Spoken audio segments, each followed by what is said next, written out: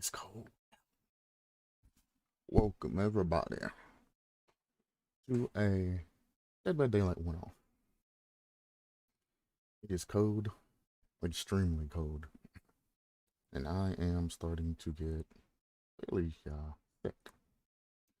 So I'm gonna be jumping in, doing a very small type of a review like I did yesterday. There probably won't be any content later on in the day, and I'm gonna be sticking to these shorts for a while, because slowly but surely, I feel the sickness creeping up on me, and while sitting here for, 2 to 3 hours in the afternoon, where it's still freezing cold, ain't very savvy. So, while I'm warm and, the heater and everything's knocked the chill off, I figured I would make a short video now. Topic we're going to discover today is this video, the Bubba staring contest made by Not Safe Zach, or however you pronounce that. This guy, he's got 1.62k subscribers and all of that. Go ahead and check his videos if you think they're worthwhile. He just posts very short Dead by Daylight clips. He's starting to get a following and all of that, but I personally, now that he's hitting the YouTube algorithm, would make an example out of him, behavior-wise. But that's not for me to decide. So, as you can see, the title of this is The Bubba Staring Contest. So, what happened is, this particular content creator hooked somebody in the basement. And as they were coming up out of the basement, the survivor was just sitting there, staring at him. And because that survivor was standing there, staring at him, he decided, he even posts it, so I'm not off base. You know what we're gonna do? You saw how she was staring at us from out of the window. He hooks her, tunnels her out, hooks her, and after hooking her, he stands there, right in front of her, face camping her until she eventually disconnects. That's very shameful, especially from a content creator. I've already disliked the video. And I figure I would put this video out. I mean, I can't click and say block or anything like that, but next time I see one of his videos pop up, he just lost a viewer, I will be putting him on my do not show list, and his content will be banished from me. So, I mean, that's one viewer that ain't going to be looking at your shorts anymore. So, and I generally watch the majority of shorts that he puts out, so that's a concurrent viewer gone. One view ain't gonna hurt anybody or anything like that, but I mean, when you're down to 1.62k subscribers, and every little morsel that you can get really counts at this particular point, because you're trying to become a content creator, maybe try not to act like an a-hole on, the particular game that's your bread and butter, your views and stuff like that. Because you're going to piss off your audience unless you're just hardcore trolling or you have that asshole facade that everybody expects that from you. It's a different story. That's your brand. This is not the brand.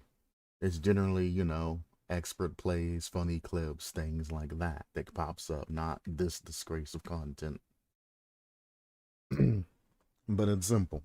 He played Bubba. He put somebody in the basement. As he was coming out, there was a survivor waiting at the window to see if he was going to leave or anything like that, possibly even trying to grab him in a chase so somebody else could go down and save the other survivor. He and his immature dumbass self took that as a threat. You're the killer in the situation. All she was doing was chilling looking at a window. Well, she stared at me wrong, so I'm gonna go down there and I'm gonna knock her down using my OP, Bubba build with agitation, iron grasp, and NOAD. Trash, by the way. And I'm gonna carry her back to the basement and I'm gonna stare there and stare at her because she was staring at me. Like, really? If the game's affecting you that much, you need to get off and go to other content, because that's fucking disgraceful. Now, we go down to the comments, which is even more disgraceful. And I did comment. You'll see. We'll go over that. Anna says, I mean, why play like that, though? Shit like that happens every time I play Survivor, and that's one of the reasons I don't play Survivor. I would have DC'd as well. He has the nerve to actually art this particular statement and things like that. Like, you're the dumbass that's over there breaking the terms of service, face camping. How dare you heart their comment and mock somebody who's actually commenting on your viewership? Yeah, let's mock the viewers now and be an asshole to your viewers, as well as be an asshole to the survivors and things that you're playing against. Bubba camping basement is already a nightmare to deal with, and you're just going to solidify that with face camping. Be like every other Bubba and stand on top of the goddamn stairs and give somebody a chance. But he tries to make light of it and say, LOL, try solo queue versus a no-life 8,000 hour nurse. Bubbas are a blessing compared to that. I usually don't have any problems with nurse mains. I mean, they have their fakes and set of things too, but once you've played for a while, and you know how nurse works like any other killer, they're not that hard to avoid. It gets kind of annoying when they keep running the add-ons that shows them where they're going to blink at, because that's an 8,000 hour no-skill nurse. Where they have to extremely, be able to see where they're teleporting to and all of that. And they should just know. But all you have to do is know how to do the fakes, the left right fakes, the forward back fakes, know how the 360 or cut off FOV tech, etc., etc.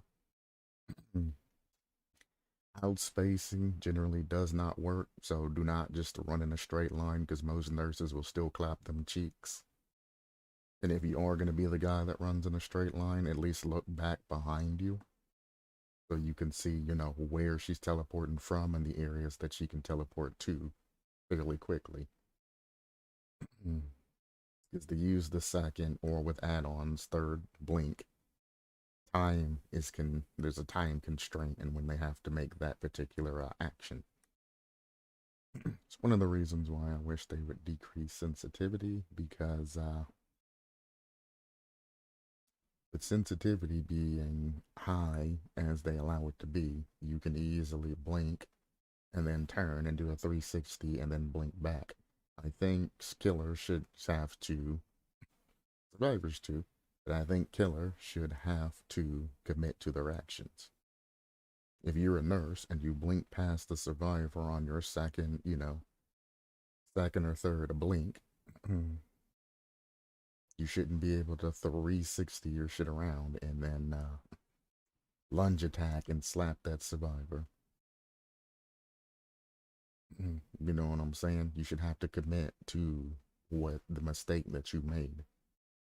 If you get window faked, you shouldn't be able to swing towards the window and then flick your mouse to the left or to the right and then clip the survivor with the end of your lunge attack. That's not how lunges work in real life. You can't just lunge at something full speed and then turn at the last second, keeping that speed and hit somebody. Sensitivity and audio has been a very big problem, Dead by Daylight wise. And they can fix the sensitivity thing by either making killers commit to their actions while after they've swung, or, X amount of time. Let's say a regular lunge is 0.5 seconds. Well, after the 0.3 second mark, they shouldn't be able to change, a hard scope on where they're going. They should be locked into like a 45-degree angle or any angle that actually makes sense for them to be able to turn off of a lunge. Not to be able to flick the stick, turn directly 90 degrees, and then clip a survivor. That is just successfully fake them or juke them.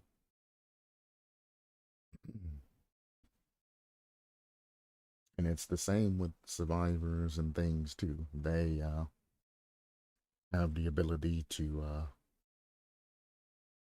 turn and do all of these other kinds of things, sensitivity wise, especially third person camera wise. Have an extremely fast third person camera is one of the things too, especially with stretch resolution and things like that. They can literally just search all three directions quick as quick. Opening that up to, if you're a stealth killer or anything like that, the survivor's going to see you coming around the corner before you can grab them. But I mean, I have fixes for everything else that I've thought about for a long time. These are just bottom line fixes, just small suggestions. I do have like the heavier, fully coded end, which should be implemented into the game. I would talk about my hook camping fixes and things like that, but I am currently developing a killer that I wouldn't say currently developing, but currently thinking about and rough drafting, ideas for this killer that I have in my mind. I have a very extensive list of things that how I want this particular killer to work. And I think it's going to be a very decently fun killer to play that has decent add-ons and all of that for people that want to try hard and sweat. Because the killer by base is absolutely positively garbage, like any other killer without add-ons and supporting perks. But when you throw the add-ons on, you get that extra power boost that you're looking for, as add-ons should do. And then the perks that you would run with it would be a very interesting set of perks, so I have it set up now. So I'm very satisfied with what I've done so far. I got other things going on, so I just kind of think about things during the day, when I have idle time, like in the bathroom or in the shower, or laying down trying to get warm, or commercial comes on, something like that. That's think time.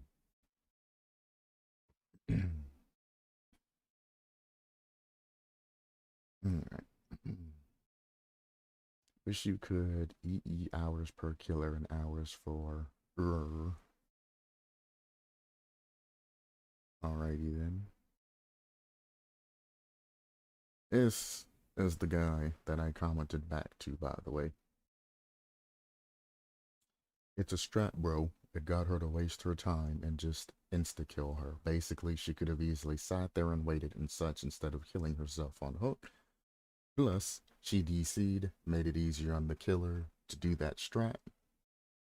Want to make a killer stop doing that strat, then don't give in to it. Otherwise, you give them satisfaction and make them want to do it more. Like, I get mad at face campers and tunnelers, but it's a strat. Like, bring DS, which wouldn't have worked in this situation. Dead hard, which she probably already ran. Borrowed time doesn't help her in that situation, and unbreakable doesn't help her in that situation. Plus, you're running borrowed time, so if you never go down and have the ability to be slugged and get back up, you are wasting the unbreakable. The borrowed time, I mean, I meant to say unbreakable first. Borrowed time, if you're not generally in an area to make a particular save, or ultrist, borrowed time's not going to be effective for you. Dead hard, I mean, obviously you're probably going to use dead hard night sometimes to just get somewhere faster or something like that. So dead hard's kind of just the meta perk people bring. It's fun. You can run dead hard, sprint burst, whatever you want to run in that slot. Decisive strike keeps you useless. Decisive strike is made for if you're solo queuing and the solo queue people ain't gonna really do anything for you. Very good solo queue perk. However, to keep the decisive activated, you have to not do anything at all. If you work on any gens or anything like that, it's done. Decisive's made for tunneling. Once you get downed and hooked and somebody manages to save you, then you have a chance. This situation, Decisive does nothing for you. When it comes to face campers, Decisive does nothing for you. Because the first time that they down you, you're getting face camped out. That's the end of it. He says it's annoying to go against, yeah, but it's a strat for them to win. And then he goes off on some crazy stuff. It's your choice to take it like a salty, like a basement bubba. Something about Jin rushing against him, use prove thyself, but you don't even know the killer you're going up against. So you don't even know when it is a basement bubba. But, you know, just have the person sit on the hook and have everybody Jin rush with prove thyself. And all of this other stuff. And he's only going to get 2 kills or 1 kills max. That's not how that works. Most smart basement camping bubbas run, you know, specific perks like bamboozle and things like that to lock down that basement. Some use imperative operative or whatever it's called to where they know when somebody is running down, you know, into the basement for a save. So they can go out on short distances and secure other generators and things like that. You know, if they see that nobody's coming for this particular person or nobody's in the general area, which you can use, if you know your distances, whispers is a very good one for that. But that's if you know your distances, because you have to get away from the survivor on the particular hook enough to know when whispers is going to activate. So if you know distances, whispers is good. If you don't know distances, it's useless to you. But there's a lot of perks that allows you to know where multiple survivors are going to be, and a lot of perks that you can run to get that extra pressure when you're not having to camp in basement. The reason why basement camping bubbles exist is because survivors like the snowball. One person gets hooked, somebody immediately goes for the unhook instead of working on generators. If you would work on generators, and it doesn't matter if you're using prove thyself and all this other stuff, because you're not going to know that you're up against a basement camping bubba, which makes this guy even more of a moron. Work on generators. Use that hang time. At the 80-second mark, you should have the regions popped. The other 2 people will keep working on generators, and 40 seconds after the first survivor on the hook dies, that's the end of it. Or you can do a different variant and have 3 survivors work on a gen, and then have 2 survivors work on 1 gen, and then another survivor to work by themselves. That'll get that one done in 44 seconds, and then you'll all just have 1 generator left to do. And if you do your gens, you know, correctly, the rest of you can jump on that particular last generator if you keep it nearby to where you can reach it. And get in, get out very quickly. Afterwards, it's just regular Bubba against exit gates.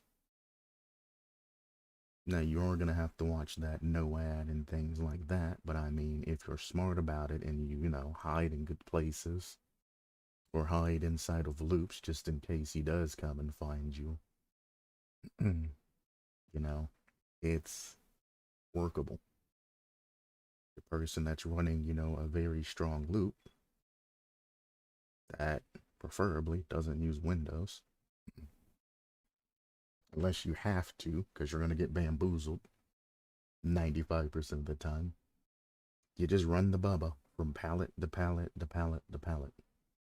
If you keep forcing him to rev his chainsaw and keep forcing him to use charges, breaking pallets and things like that, you are slowing him down. Whenever you can get a window vault, go for it to slow him down and head over to the other exit gate. And if he's dumb enough to follow you and not immediately head towards the other exit gate that's obviously going to be open to try and cut you off, you got an easy escape. Just keep it in your mind that, hey, he might be smart enough to cut you off at any time.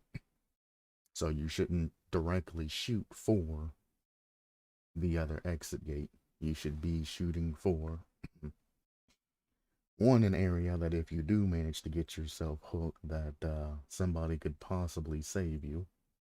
If it's just a regular camping bob. If it's a face camping bob, I mean, when you go down, it's game over. That's it. He's going to throw you on the hook and he's going to face camp you. That's the end of your run. So you better be very careful, check the stain and everything to make sure he's not faking you, and do whatever you need to do. If he has no ad, obviously you're going to want to pre-drop all of the god palettes and things like that, and just try to get as much distance as you can away from him. If he skips the god palette, you definitely want to fake back and forth a little bit if he's gaining on you. Drop pallets anytime you think that he's getting bloodlust charges. Immediately drop that pallet when it comes to NOAD, because you don't want a bloodlust plus NOAD combination. You want to keep dropping those pallets and keep trying to either stun him or force him to break them. So he's not getting much bloodlust on top of the NOAD.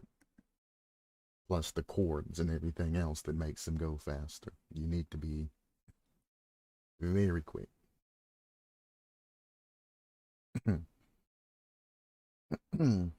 Now, it may not be fun for me or you to be tunneled, but if you have a good team that recognizes that, it's easy to counter and beat. But the thing is you're not going to have a good team. The way he tries to say, well, in my Survive with Friends, we do this and we do that and we do that, he's full of shit. Ain't no way to get an entire SWF party to be on one track. It don't happen. People are their own individuals and you can't control every individual. Somebody's going to try to go for that dumb save instead of working on generators. Or they're going to try to get extra points by stopping and breaking a totem or opening a chest or doing some dumbass shit, because that's how people are. It is very hard to keep people on task and then go to efficient gens to work on them. Because even when you do get people gen rushing, if they're not going to their most efficient gen, then you're going to have issues there. Notice how I said efficient, not closest. Because you don't want to do the same ones closest to you and then have a face camping 3-gen Bubba situation. To where, doing gens have just become significantly harder. You don't want to do it. You want to go to the most efficient gen to where you have plan Bs and Cs. You go out, do whatever you need to do. So be extremely careful when you're gen rushing. You don't just do whatever gen's nearest to you, back to back to back to back. You need somebody to do the gen that's closest to where you spawn. You need somebody to run across and do a farther gen to break the 3-gen situation, at least the closest 3-gen situation. And then you need somebody else to be smart enough to go to an efficient generator that if they do end up getting that streak broken, they can, GTFO and not immediately go down to give the others more time. You don't want to be doing, the gen out in the middle of the map if the killer's roaming looking for people, you know what I'm saying? Unless you are the runner. The fourth guy who is the runner wants to go to that gen that, the killer can easily walk up to. He wants to be the man that's spotted. He has the perks, he has the knowledge, he has the skill. You definitely want to have a solid strategy, and you have to know the maps and everything to know the strategy. Takes a lot of time getting the team to be efficient. Bradley throws in, it's an awful strat that makes the killer lose points. Why are you defending shitty gameplay that ruins everyone's game, including the killers? It's harsh the way he put it, but I like the comment because it's true. It's not a strat, but it does make the killer lose points, and it's his shitty gameplay and everything like that, which is where things come to. This guy, not normal, obviously. Why the hell are people complaining about such gameplay when that's literally the only viable way to play Bubba? Plus, this video is a joke and you take it so seriously on God.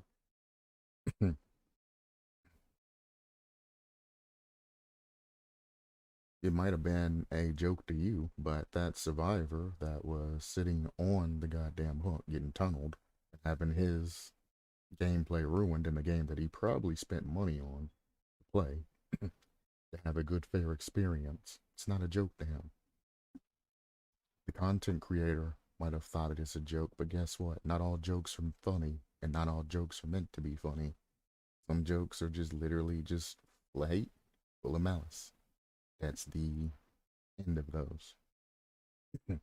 That was a very, very huge thing of malice for somebody who creates content for a game.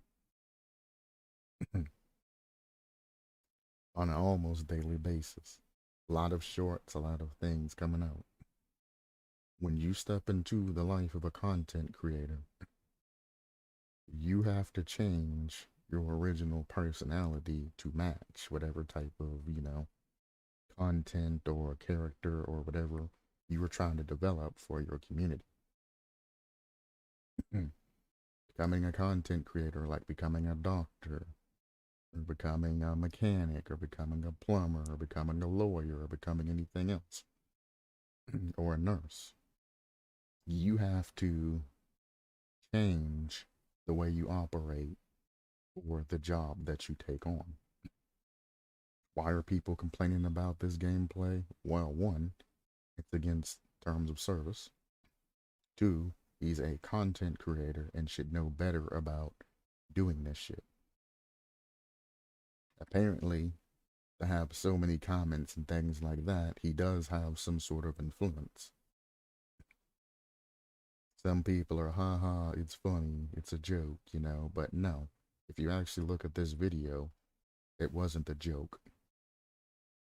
He literally states that, oh, well, since you wanted to stand and look at me through the window, I'm going to stand here and look at you. It's an ego problem. There was no joke about this. He was negatively affected by a survivor standing there looking at him as he was coming out of the basement.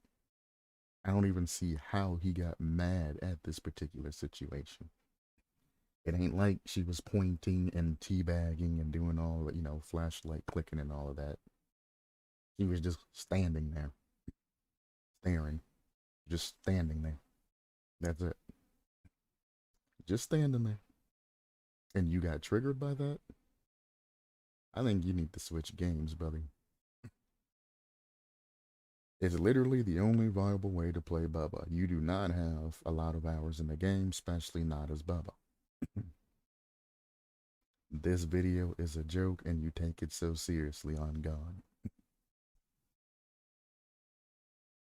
You're an absolute idiot, and everything that you say, you're an idiot, and you're obviously trying to protect this content creator because you watch him daily.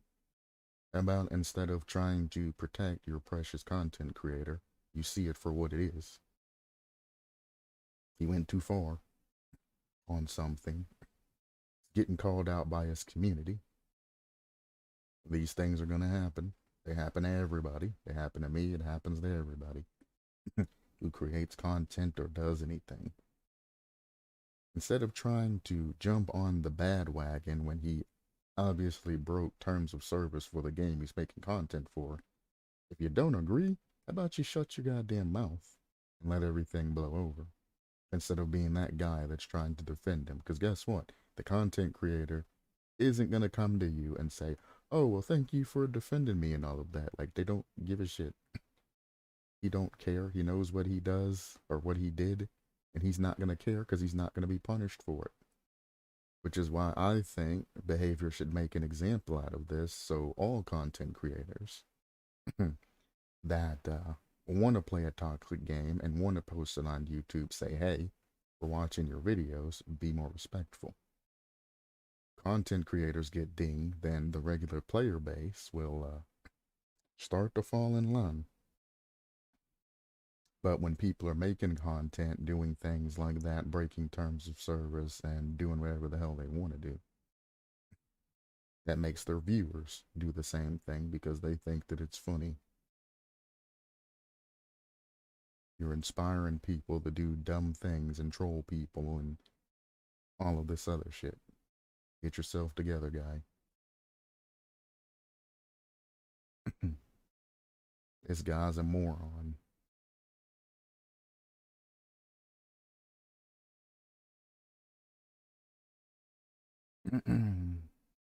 Anna, the original poster, I do believe. When I'm playing a Survivor, I'm playing in the SWS because I know how painful it is. Still getting face camped by Bubba, in my opinion, is more frustrating than losing against the God Nurse. Obviously.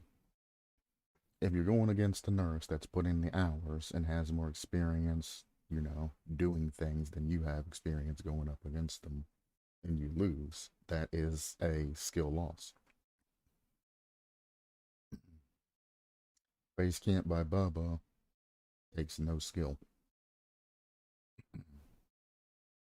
You cut Survivor down, you put Survivor on hook, and then you stand on them so nobody can get them off the hook.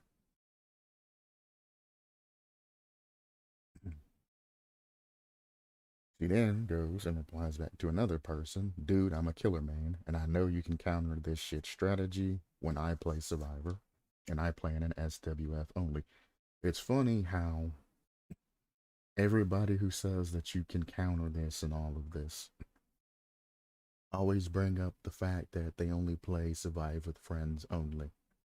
It's funny how you can counter this, but also I play with Survive with friends only. It's funny how when you have communications with, 3 other people and you can formulate a strategy around this and you can communicate and say, hey, we're against the killer Bubba.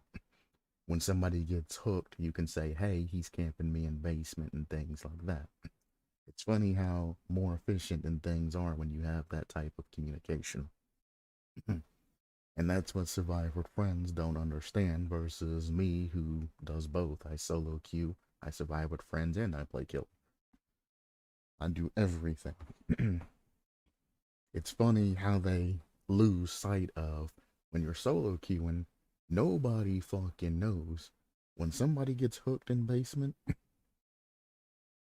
I do not know that they're being camped. I do not know if other survivors are going after that particular survivor. So I have to follow the solo queue script. If I'm not, anywhere near completion of a generator, I go and investigate and try to go for an unhook. By that time, I've spent all of that time off gems that SWFs wouldn't be, going and checking and seeing what's going on. And if a Bubba camping basement has, uh, any type of perk that gives them the undetectable status effect, like Insidious, I've just activated his trap card. Or if he's sitting at a distance watching me run in, and he's going to want to, clap our cheeks as we're going out. That's how that shit works. And I love how all of these uppity survivors that are playing with Survive with friends, and they only play where they have a communication lines open, never solo queue to understand the differences in situations. Solo queue, if you don't try and go and save the person, they're probably just going to off themselves and go to the next game anyway. SWF, you can stand there and talk to them and say, yeah, you're getting face camped, it sucks, but don't disconnect. Let us know where he's at, let us know if he moves or leaves or anything like that. Differences in situations, differences in people. You're all familiar with each other. So don't say a statement that only applies to Survive with Friends to try and counter a killer strategy in situations, because it's not the same for both sides. It's not a balanced equation. You're just showing how moronic you are, how stupid you are, and how you have a lack of empathy for the other side.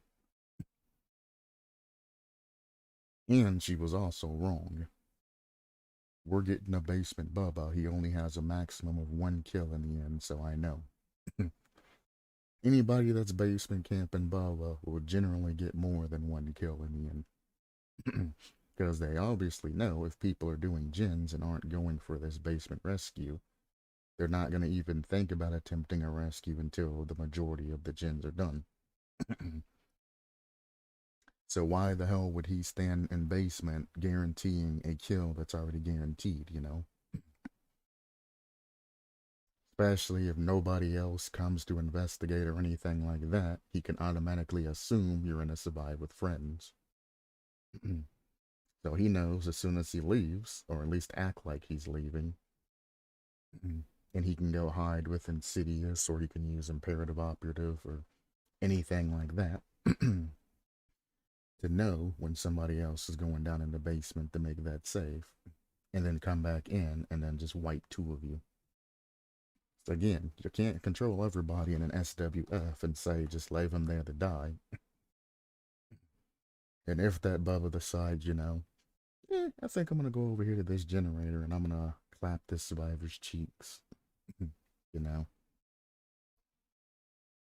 then what are they gonna do? They're gonna have to leave generators and go for the unhook. They don't have any type of coordination, so generally, two people end up going for a singular unhook, and they'll be having discussions about it. And another one will have to return back to generator, while the other one's being chased, and everything else is gonna go into chaos. Once that survivor that's on the hooks hits phase 2, there's no need to camp him anymore as a basement camping Bubba. There really isn't. Because it's faster for you to go out and look for another prey, them to unhook them, you to down them, and then hook them again to send them out, than to stand there 2 minutes. Some people take basement camping Bubba to an extreme, and they'll stand there the whole 2 minutes, forfeiting the match because they don't understand the game, and they're a baby camping Bubba instead of a knowledgeable one. As soon as they get towards the end, I mean, you ain't even gonna wait till they get to stage 2. You can literally wait until, you know, there's not enough time for them to get down and get that unhook before the second phase. But yeah, as soon as you hook them and they get close to that second phase, you can leave the basement. If somebody does run in and decide to save that person, then you know, as you swoop another survivor and hook them on a regular hook, or if you got, you know, backpack build or something, and carry them to the basement, that other survivor should be just about getting saved. You knock them down, you hook them regular, and you send them on their way. Or you take that second phase and then you leave. You can get a survivor to the second phase, they're dead. So if you have a Mori or any other way to fast hook survivors after they're at phase 2, you have no use for them. You get the points and all of that for the most part for leaving them on hook and all of that. Go leave, go do something else, go initiate another chase, whatever. Most basement camping Bubbas also run NOAD, so towards the end, it's just going to be easy clap downs and easy Moris if everybody's at stage 2. Once you get somebody, you just camp them to stage 2. Stage 2, stage 2, stage 2.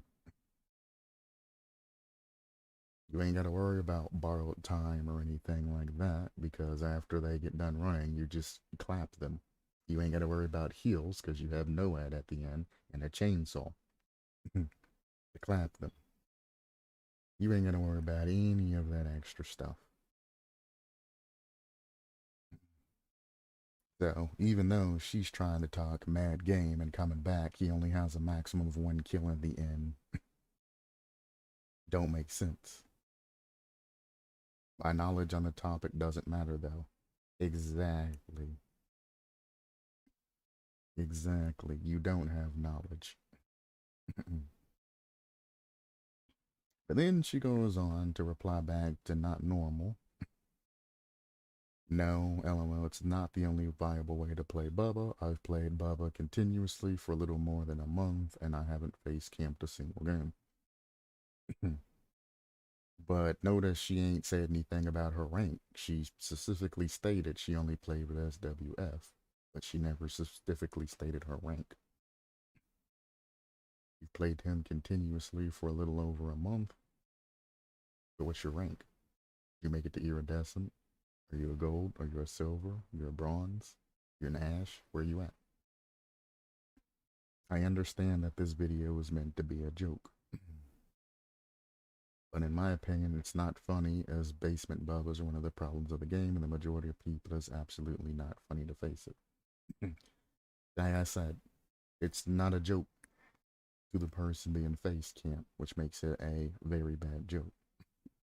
You get into the type of situation to where people are playing actually, like heinous pranks on people, ruining their days, ruining their moods, and then saying, "Oh, it's a joke, bro. It's a joke. Calm down." And then they end up getting, their face clocked. But, you know, there's funny jokes to where you're sitting behind, a door, and you got a friend that and you go boo, and they fall on their butt or something, and they're laughing, and you're laughing, and everybody's having a good time. Then there's more jokes that are only funny for the person standing there laughing and not funny for anybody else in that particular scenario. Where, somebody's walking in with a wedding cake and you knock the wedding cake onto the floor. Oh, it's just a joke, bro. Well, the wife, the groom, and everybody else that wanted that wedding cake, not very funny, now is it? It might have been a joke to you. It might have been a joke to a couple of people sitting in the crowd. Especially the person that couldn't eat the wedding cake that's like, man, I really love wedding cake. And now it's on the ground. You might have found it funny. But just because people find it funny doesn't mean that it's actually funny and acceptable. Because this creator made a very, very grievous mistake being a Dead by Daylight content creator. And I wish behavior would smite him. I really do. I wish they would smite him. They ain't got to do anything drastic about it, but I think they should give him, a ban for that. A couple day ban. Like a 2-day ban. You want to ban them long enough to where they'll post in their community post and let other people know that, hey, because of that last video that I put out where I was face camping, which is against terms of service, by the way, because they're going to be a smartass about it. That last video that was just supposed to be a prank, behavior couldn't take that prank, and I got banned for it. And make him post something to his community saying that, hey, I got banned for something. And since he's a small content creator, Dead by Daylight's not losing any type of money or anything like that, but they also sent a message to the higher up streamers and things like that that have a lot more influence. And then from that point on, stay on top of this face camping, incidents and things like that. Because that's why people do it, is because behavior doesn't care about it. And there are millions of qualified moderators that would happily, for free, sit at their home, getting on Dead by Daylight, and literally just monitor matches. If you give them the ability to, they will do it for free. They will go from match to match to match to match, looking at either game logs from the report, system, which, you have to have video proof, and send it in to behavior and all of that to get most of that done. but it would allow behavior to implement a new system that either records gameplay or allows spectators or moderators to silently enter a match and see what's going on. With an in-match report system, the where it's happening in-match, you can just get the proof. And if you're not too particularly worried about it and you want to be lazy about it, just have it when somebody reports somebody, have it record the minute previous and the minute prior. Save that to their particular hard drive, or, if it's on console, to wherever the hell, you would save it on console, which I guess would still be a folder nowadays. And then at the end of the match, say, we got this clip from so-and-so, please explain the clip in brief detail, saying what happened, etc., etc. This case, Bubba Basement Face Camp. Hit enter, it automatically uploads it up to the moderators, which, the guys that are sitting there for free, going through and moderating shit, and a ban can be passed down based off of a syllabus that's already been set by behavior. And as it happens, ban, ban, ban. That used to be one of the things that you accepted as you streamed something. In the past, where things actually made more sense, if you filmed yourself doing something against the terms of service or illegal or anything like that, they would just nab your ass for it and send you on your way. Nowadays, game developers just don't care. They're just like, oh, well, yep, that happened. Okay.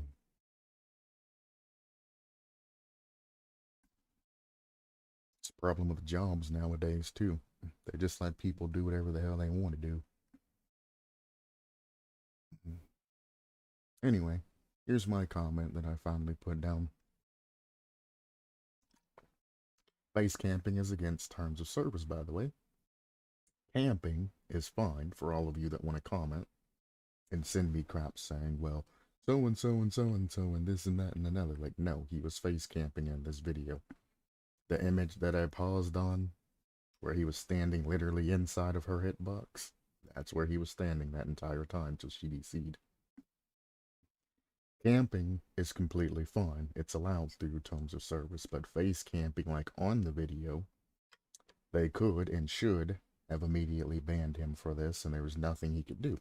Nothing, because you recorded yourself face camping, stupid. Like most other crimes, cops nowadays just need to go to social media to get the answers they want. People are fucking stupid. And that's it. End of story. He should get like a 2-day ban, or at least a long enough ban to elicit response. And as the higher ups that, make content Dead by Daylight for money and that's their bread and butter, we're going to take note from that shit. This guy getting banned when he's not really making a lot of money off of it is a lot different than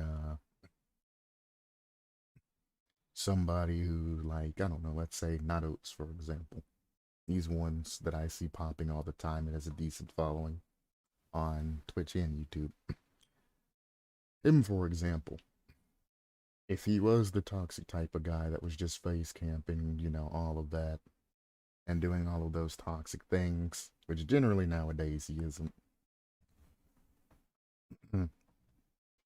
and they banned him for 2 days, that's 2 days worth of content, and that's money, gone. He has to find something else to put up in that time, because Twitch still expects him to stream.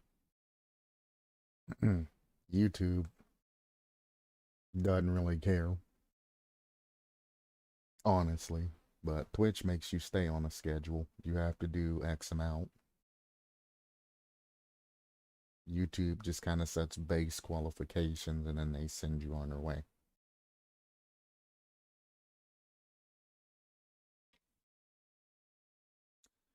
So, as I said, it is not a strat. Base camping is a blatant disregard for game rules and should be punished regardless of who does it and the reason. If I face camp, I should be punished. If he face camps, he should be punished. If the creator of the goddamn game face camps, he should be punished. Because those are the terms of service and the rules and should apply to everybody. Yeah, post it off with maybe get a little educated on DBD before you start defending people with such shameful play. And I pushed back at him for, being a little kind of an asshole in his statement. You got to push back on people a little bit that push in the beginning.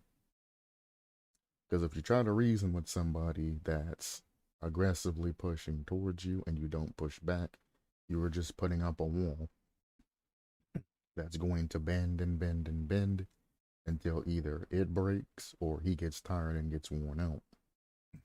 If you're good at putting up walls, then by all means put up a wall and don't do anything like that. But I do recommend being assertive in what you do. Not aggressive, assertive, pushing back. The difference between aggressive and assertive is, well, how do I explain this simply? So, being passive is to essentially bury your feelings and not having respect for yourself and only respecting the wishes of somebody else. Being passive aggressive is sitting aside your wishes and everything else, except for once the situation blows over, you get even in some way, shape, or form. You generally get a lot of sarcasm and things like that from people that are passive aggressive. They want to hurt you, but they're not going to hurt you in a direct manner. It's going to be indirect sarcasm. Maybe if it's in person, the next time, you ask for that discount, they say no to you, and that's their way of getting back to you. Assertive is respecting your own opinion and asserting your opinions while also respecting them and their opinions. Aggressive is respecting your own opinions and asserting your opinions, but not respecting their opinions, values, or anything like that. That guy was very aggressive. Yeah, this guy was very aggressive in his strat. I mean, you can read all of that if you want. Not only does he defend saying it's a strat, bro, he even tries to justify it by saying, well, these are the other ways to get around that, and this, that, and another, and all of this other stuff. Again, if you have a good team that recognizes it's counter the beat. Funny how you keep throwing out the word SWF. What about casuals that just want to play the game and have a good experience?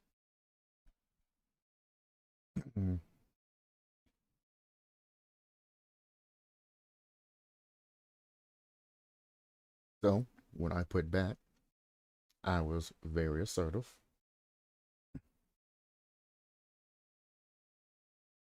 I let him know, where he was wrong. Face camping is against the terms of service. I told him camping is fine, which is what he was talking about being a regular strat. That's me respecting his opinions and all of that. Camping is fine, so everything he said about camping is correct. So he wasn't 100% wrong. Camping is fun, but face camping is bannable, offense. Then, as he said at the end, I came back to it in the end and said that it's not a strat again. It's a blatant disregard for rules and should be punished regardless. Then I gave him that slightly aggressive push that he gave me, equal term, or that he gave the comment sections. and said to maybe get a little educated before you start defending people for such shameful play. Because it's shameful for the streamer and it's shameful for him to stand up and try to defend somebody that's doing something wrong. And you see this on an everyday basis, people defending people that are just downright wrong in what they're doing. You know that shit's wrong. Stop defending them. It doesn't make you a bad friend if you don't defend your friend who's fucking up. It makes you a better friend if you say, hey man, what you're doing is wrong and you need to stop that shit.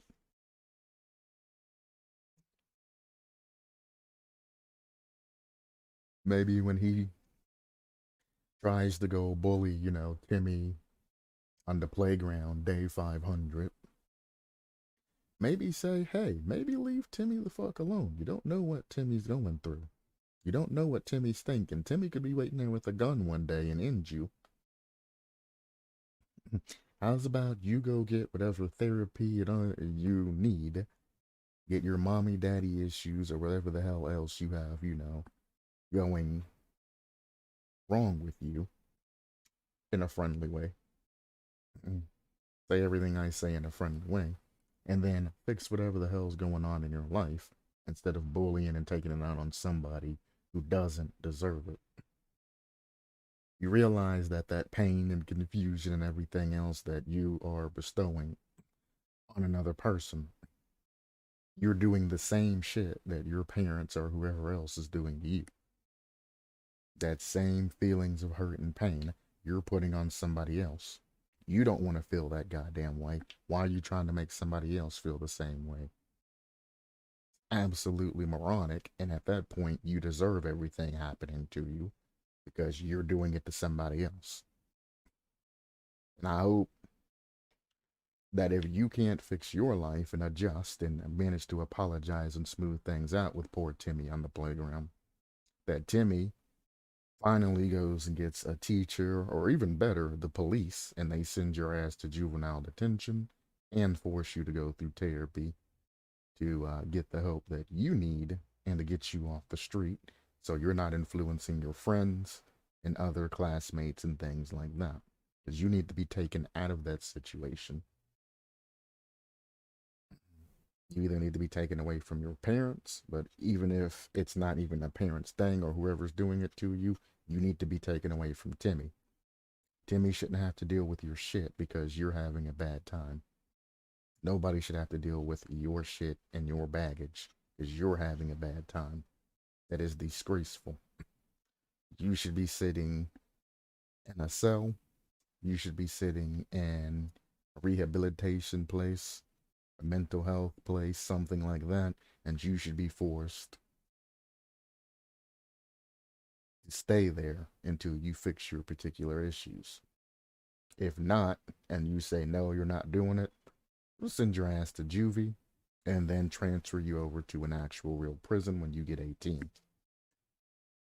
And you can stay there until you find out how to act right or eventually accept help. They're not going to help you unless you help yourself. Ain't nobody going to extend their hand and say, hey man, I see that you're hurting, man. Come over and talk to me and all of this other stuff. Like, no. If you're not going to extend your hand to somebody, don't expect them to extend their hand to you. Don't have that shitty ass ego where nobody cares about me. See all of these bad things happen, nobody cares about me, and all this other shit. You don't care about yourself because you're not even going for help. Why the hell should I care about you when you don't care about yourself? Why should I have to save you from yourself? You thought you save your damn self from yourself. You know where you can start that out? By opening your hand and extending it towards somebody. It's not hard to do. It's really not. Literally, simple words. I need help. And you walk up to as many people as it takes to get somebody to give you the attention that you need. I need help. How's about instead of bullying little Timmy on the playground, you sit down with little Timmy and you say, Timmy, I need help. I'm sorry for all the things that I've done to you. I'm sorry we got off on the bad foot. Things have been happening, in my life that I don't have control of. And I've been taking it out on you, and I know I've been wrong. If you can forgive me, I need help. Maybe we can become friends and we can talk about the things that are going on in my life instead of, me coming in and bullying you. It would be a change of pace for both of us. Maybe you can become friends with little Timmy and maybe he can help you because the person you're bullying could be the person that helps you the most. He's used to dealing with your ass and getting abused by you every day, so hearing you bitch and all of that's going to be a breath of fresh air as opposed to getting his ass kicked. But keep in mind that he doesn't have to forgive you. Just because you say sorry doesn't mean somebody has to forgive you.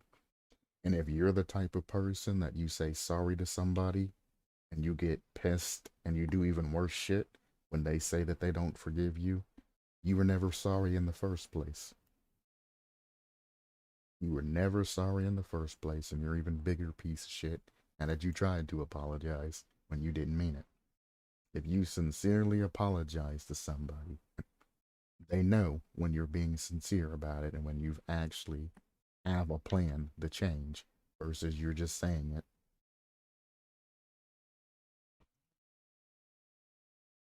People know these things. You apologize and they say, no, you've been beating me up for 500 days now. No, I'm not going to forgive you. He might forgive you in the future, you know. Some people just can't forgive something that's happened 500 days in a row. Maybe stop beating him up for a couple of weeks. Maybe he'll actually notice that, hey, this guy actually meant that he was sorry, and maybe he might talk to you or not treat you as harsh as time goes on. Things don't have to happen instantaneously. Take your time. Take a day at a time. Take your time. Take your time. Take your time. You know, take your time. Take a day at a time. Take a date. Take a time. Take a day at a time. Take a date. Take a time. Take a day at a time. Take a date. Take a time. Take a day at a time. Take a date. Take a time. Take your time. Slowly but surely, improve something. Supplement your lifestyle and make your life better. And don't expect immediate results, or you're not going to ever get them. You're going to get disheartened because, you've been on a diet for 2 weeks and you haven't seen anything noticeable. People around you will notice things, the weight loss and all of that in 2 weeks. But you're not going to notice the weight loss till about a month. And if you're on a slow diet plan, about 6 months. A month, 3 months, 6 months, depending on, what kind of diet plan you're on. It's going to take a long time for you to actually notice because you're looking at yourself constantly.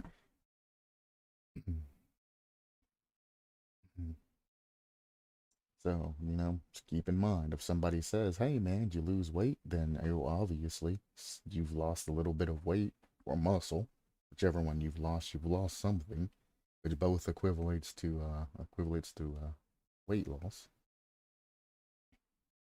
But whatever. I also love this. Hey, I recently found your channel and I watched most, if not every day. It's channels like yours which made me start uploading Dead by Daylight, and I just wanted to say thanks. Hey, stupid. I might want to actually look at the particular video before you're commenting on things like that. Because anybody that has a negative opinion about him is going to have a negative opinion about you.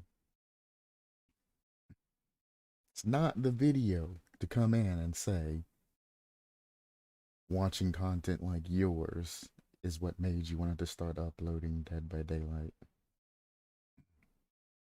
Not the video, brother. Wait till the next video where he's not acting like an idiot.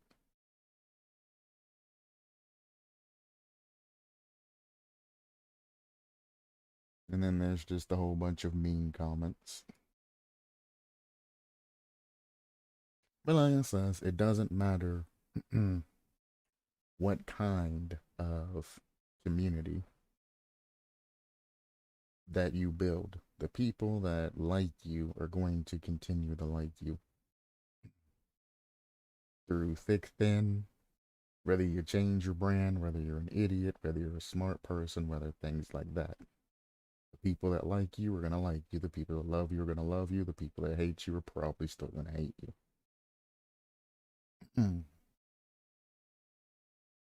There's people that are there permanently that will look at every upload, and there's people that are there temporarily.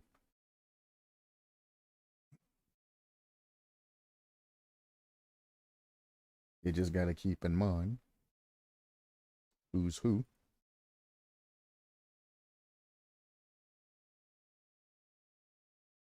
and pay ode to the people that have been there for you. Tell them thank you. Tell them, things like that. Show appreciation, etc., etc.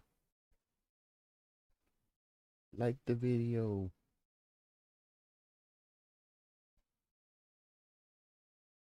I'm already online, so I can't actually press the subscribe button. Act like there's a subscribe button here. Press the subscribe button. Turn off the bell notifications. Turn that shit off. I don't care if you're notified when I go live or anything like that, because everything's archived, even if you don't catch me live. And even if you don't catch me live, you'll catch me some other time live. So, don't worry about having the bell on. You're just going to get flooded with a whole bunch of different content that you necessarily don't want, in your inbox. Turn the bell off, but just subscribe. Subscribe, turn off notifications. And then you never have to worry about me. I'll just sit in your subscriptions list over here on the side. And you never see or hear from me again unless you actually click the subscriptions button. Then you'll see my stuff pop up. But never got to worry about it.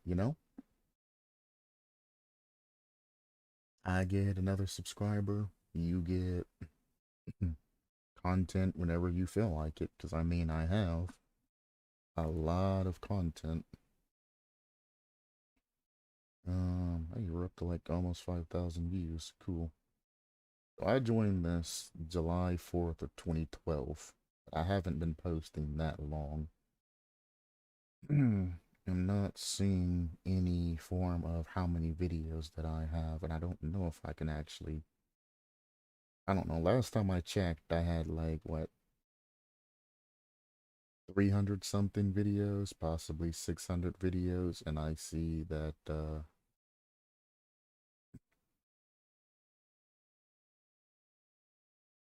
hmm, even though you're not in the YouTube partner program, ads might be showing on your video.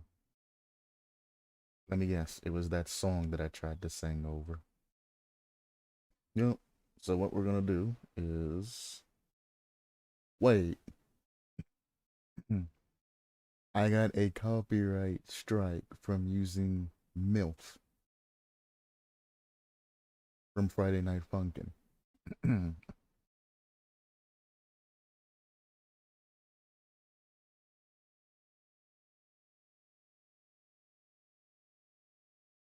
Okay, we're just gonna mute the song then. So you're telling me that every time I've played Friday Night Funkin' and has had the song MILF in it, I've been losing monetization. Monetization.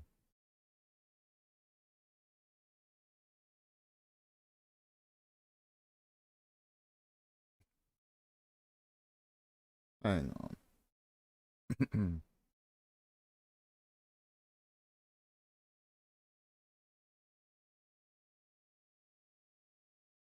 It was the video that I did. Yep. Copyright, copyright, copyright, copyright, copyright. So every time I've played Friday Night Funkin', I've gotten a copyright claim.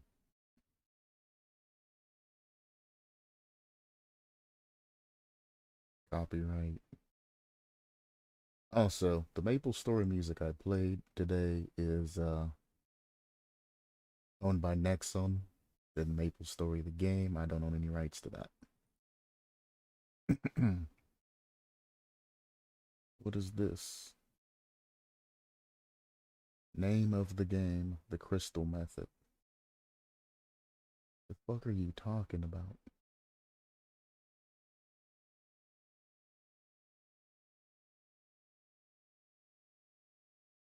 What are you talking about?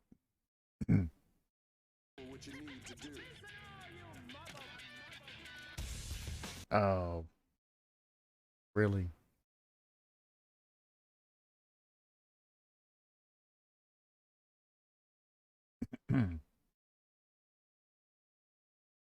Oh my lord.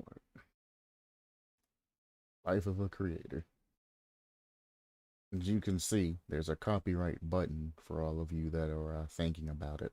It's not going to tell me unless I have a copyright strike on a video. So, as long as nobody actually sends in something that's copyright strikeable, it's not going to appear in this copyright tab. I do have to go down my video list and find the majority of these and go through and hit them. And that's what we are going to do.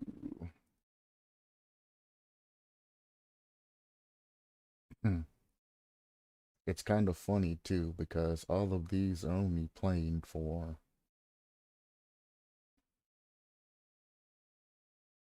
less than a second. Some are played for like a minute. And they slap me with that shit. These, I know why these are copyrighted.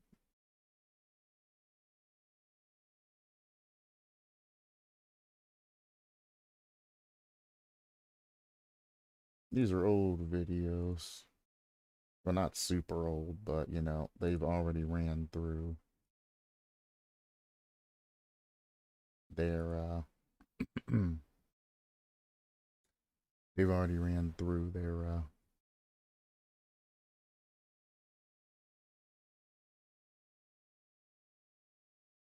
time. So I have to go back into this one again and make sure that I get all of the copyrights out of that one. So there's 3. There seems to be 4. Another one in that one that I'm going to have to go undo. Yeah, I can hit that. Go back to my list.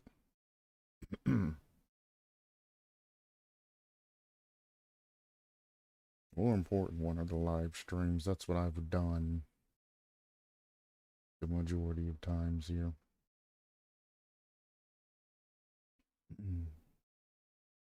Found my friends.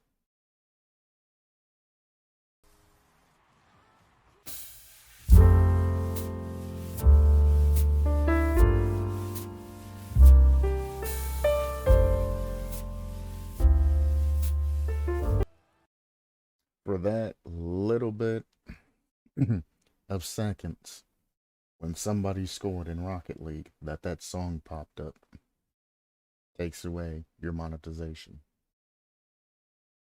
This is why Rocket League incorporates people's songs into those anthems. By the way,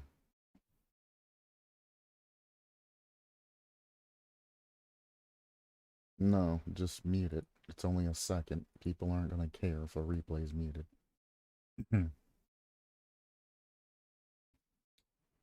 That's just, it's funny how businesses try to low-key make money off of streamers and things like that.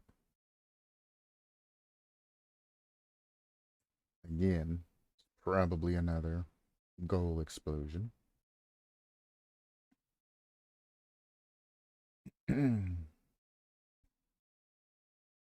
Remove it. I love it. For 1 second of something playing. Boom.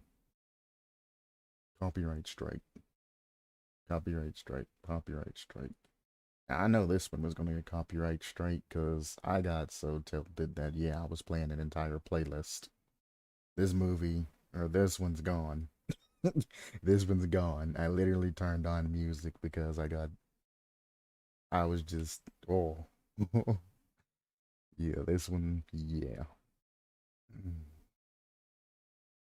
Yeah.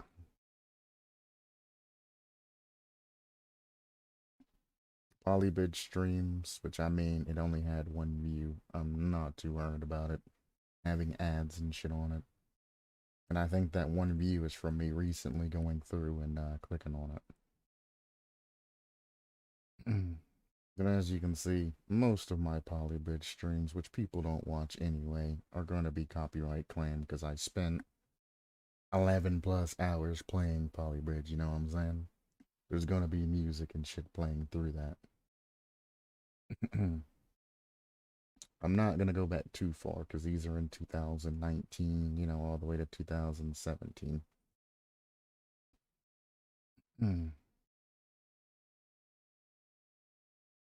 Well, there's 283 different things, and there seems to be, let's see, 1, 2, 3, 4, 5, 6, 7, 8, 9, 10, 11, 12, 13, 14, 15. Son of a beach. There's 30 per page. So if you do 30 times 283,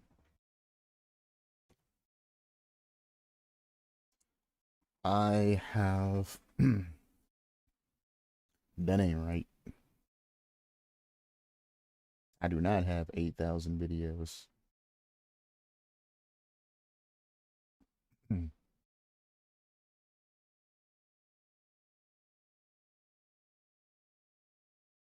Oh, are you telling me I only have 200? Oh, that's 283 live streams.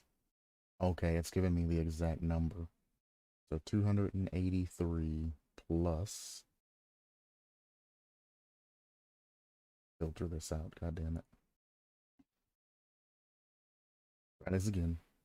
283 plus 109. So let's just say 400. I have about 400 videos out there. 25% apparently is copyright striked in some way, shape, or form. That's cool.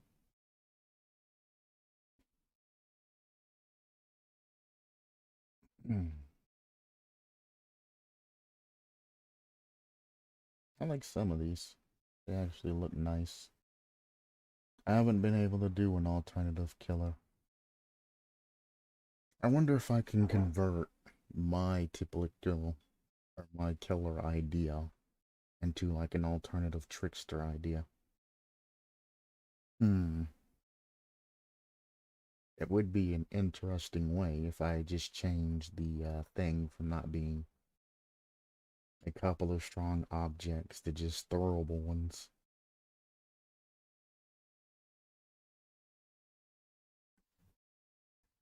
I might be able to make an alternative killer for the trickster.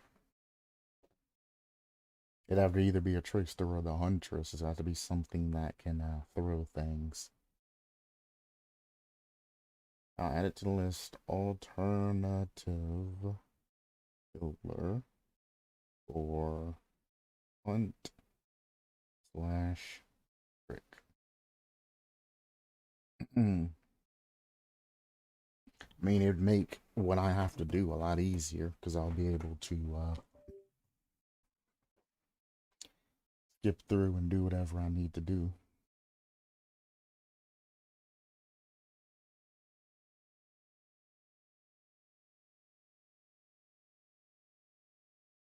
This video is funny.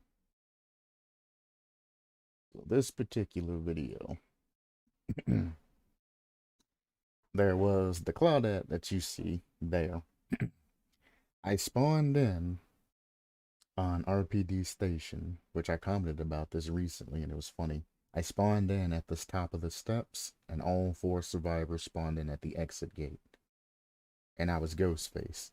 So as they spawned in, I literally just stalked all 4 of them, exposed them all immediately as soon as the match started, and then ran over to them. They each stood there, sat their items on the ground, and was like, you know, please let us go, please let us go, please let us go.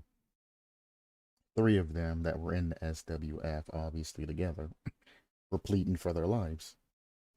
And then this Claudette takes off running like, oh shit, if you guys are gonna sit there like that, shit, I'm out. So, you know, I teabagged, said yes to that guy, said yes to that guy, said yes to that guy, and sent them out. This is back when I first started Ghostface, and I was more keen on just learning things and letting people go.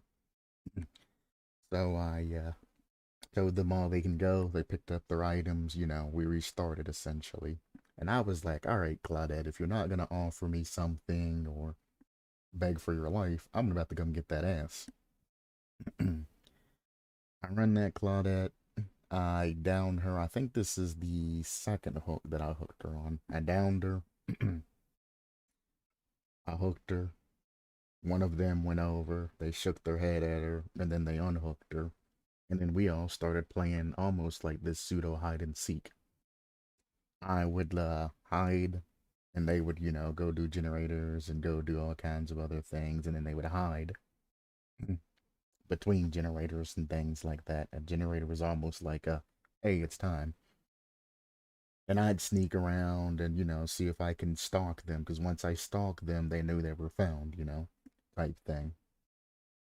And then they would, you know, one would hide, and then the rest would be playing games and doing generators and all of that.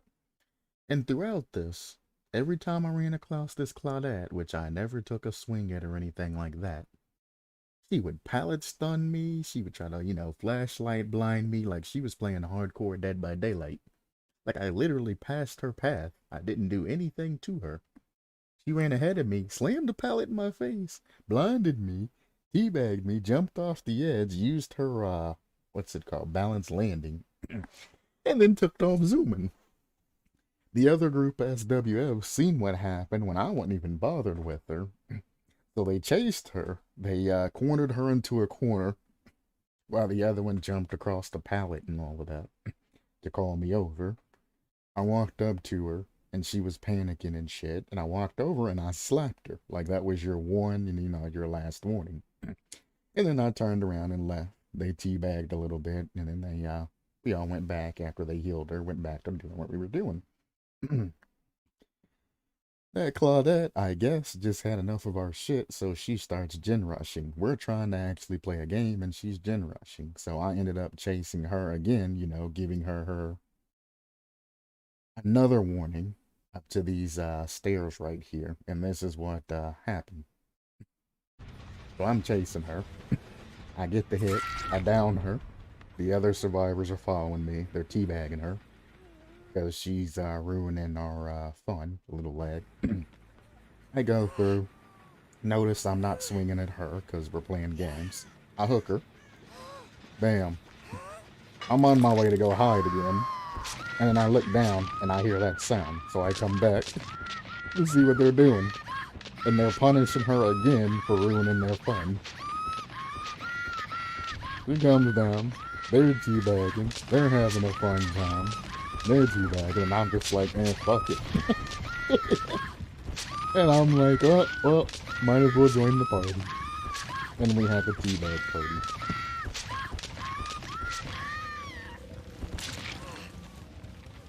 And those were fun times. No Claudette was sacrificed in the making of this video. She was pulled off the hook. She was healed back up, and everybody else did escape in the end out of the main door. So everybody did escape. They wanted me to hook her and send her on her way so they could play for longer, but I wasn't about that life. I think this would be a better thumbnail. But I wasn't about that hook life, you know? I just wanted to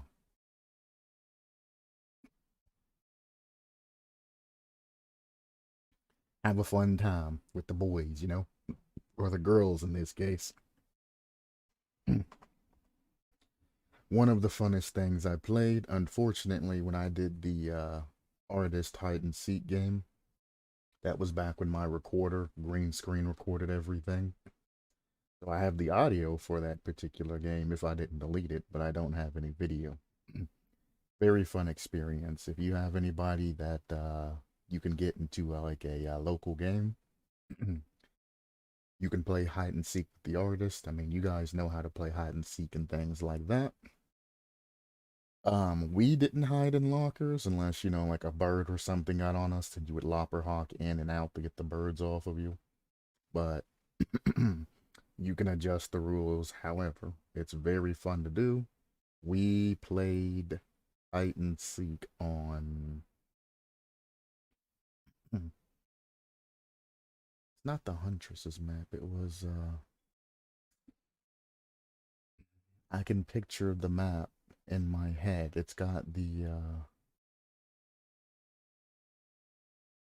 dang it, what's the name of that map? I can literally see the map. It's not the Macmillan Estate.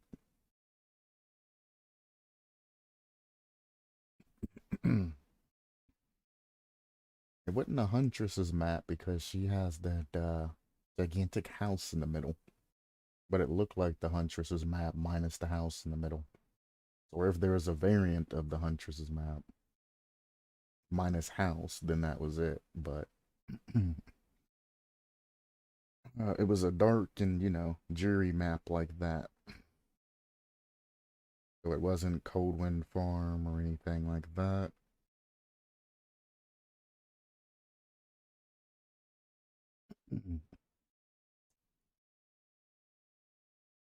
What map was it?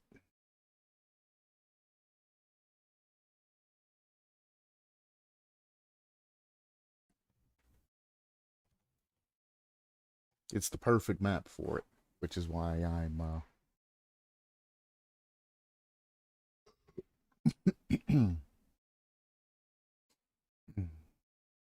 Red Forest is the Huntress's map, but I want to say that it was Red Forest.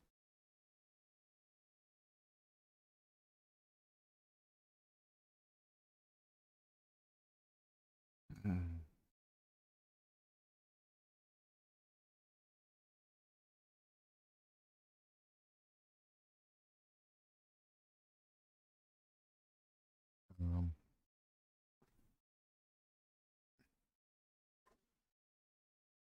Wait, the Temple of Purgation takes place in the Red Forest?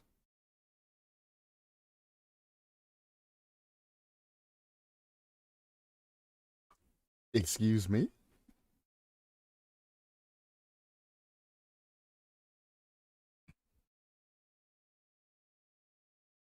It wasn't, the house wasn't in the middle, and I can't think of the map.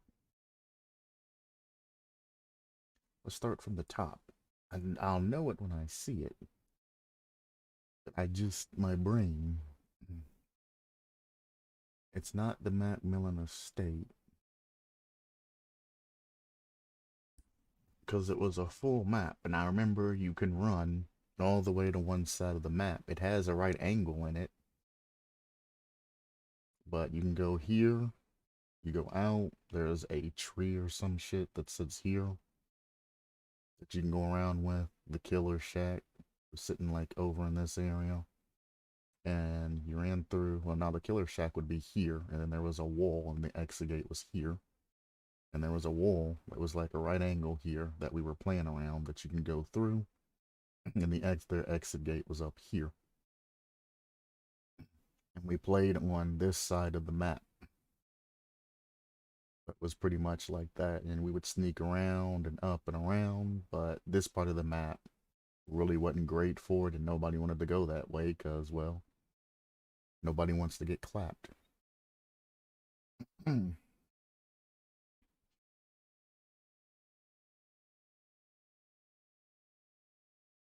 So it could have been a portion of the Macmillan estate.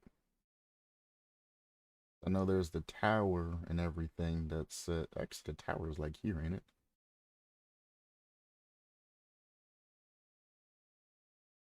It could have been a portion of a map. So it could have been Red Forest, but just a portion of the map on the side. Because I can picture it perfectly. None of that. Could have been the sheltered woods. Because they do have a tree here. Can I get a... Can I get a look around? It might have been the sheltered woods. Is what we played it in. And then into the bottom portion of the map. It definitely wasn't this. Wasn't Coldwind. Even though it does have a tree, it wasn't Coldwind. Wasn't Crotus. Wasn't Haddonfield. Wasn't Swamp. No. Could have been the side portion of Red Forest. I don't remember the Huntress's cabin being there, though. And it sits kind of middle of map. So, no, it couldn't have actually been Red Forest because it sits like there. And that's not enough play area. So it wasn't that. It had to be Macmillan Estate then.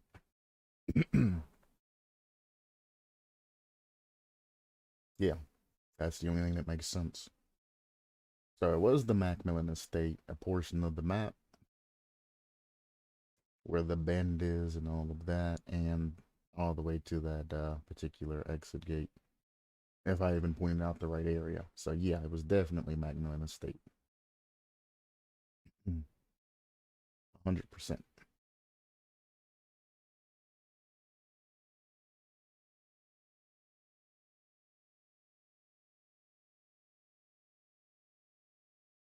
So can I get a DBD Macmillan Estate map?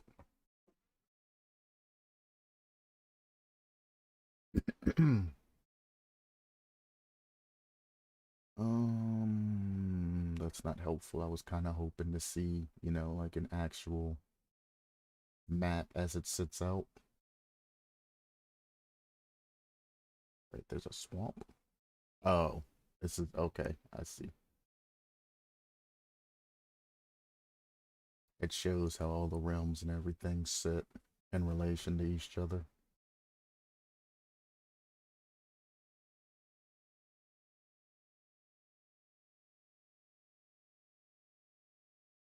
That's the form. Alright, well, I wish I just had the video to show you because it was very fun and it was very good content that could have turned into something, but, you know, it is what it is. Long story short, let's say this entire canvas is the map. We were on this portion of the map, this half of the map. There was the kill shack and exit gate down here. It went up, it turned, it went up, and it was like that, almost like an R. And that's the half of the map we played on. You can go up, you can go all the way over to here and around. Like all of this is one thing, and then there was just a little portion. The kill shack was here, the exit gate was here. And you could have ran that way, but we didn't. There was like a wall there and you could run that way. We stayed within this R-shaped area over here. Kill shack, exit gate. There was like a tree or some shit over here.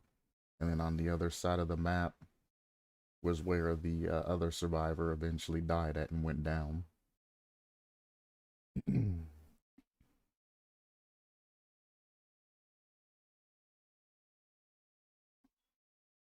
Yeah, it was definitely the Macmillan estate.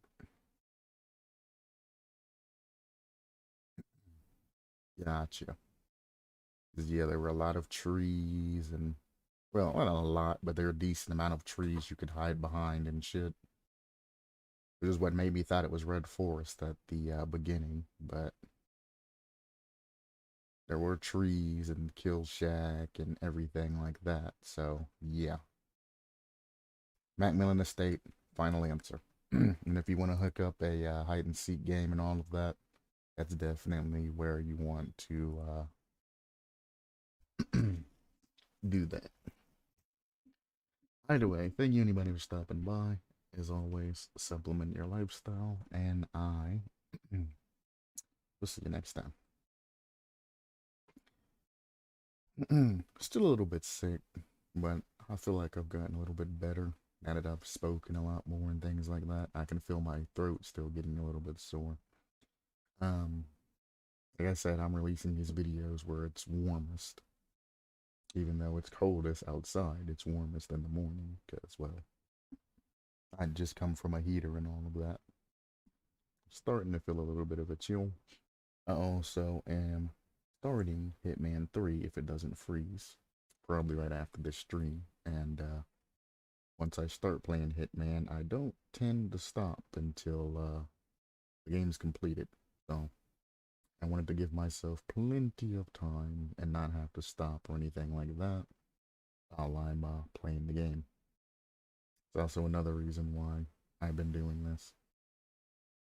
Last night I was just feeling sick, so I just stopped the stream. Today I want to play a game and just chill and relax a little bit.